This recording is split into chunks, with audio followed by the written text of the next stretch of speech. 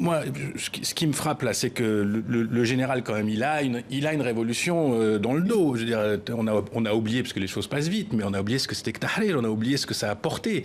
On a oublié que ça venait de Tunis, de l'avenue Bourguiba, de la Casbah, c'est allé là. C'était quand même les deux épicentres qui ont dit stop à cet ordre stérile et qui ne fonctionne pas. Lui, il revient en disant j'ai un deal. Fichez-moi la paix pendant quelques temps sur l'aspect démocratie, etc. Et encore, je ne serai pas le tyran que vous avez peut-être connu dans le passé, mais je vais produire des résultats économiques et sécuritaires. Or, sur les deux dossiers, il est fragilisé. Sur le sécuritaire, le Sinaï, c'est une catastrophe, c'est pas contrôlé. Il y a des attaques tout le temps, il y a eu des attentats terribles il y a 7-8 mois, etc. Il y a des attentats au Caire, au cœur du pouvoir, donc c'est quand même un problème.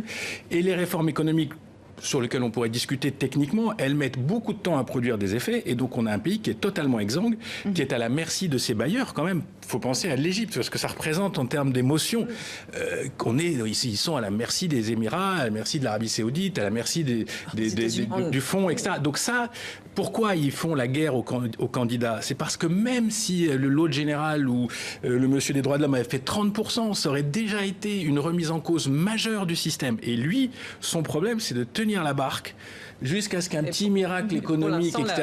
et sécuritaire. Alors en parlant d'économie,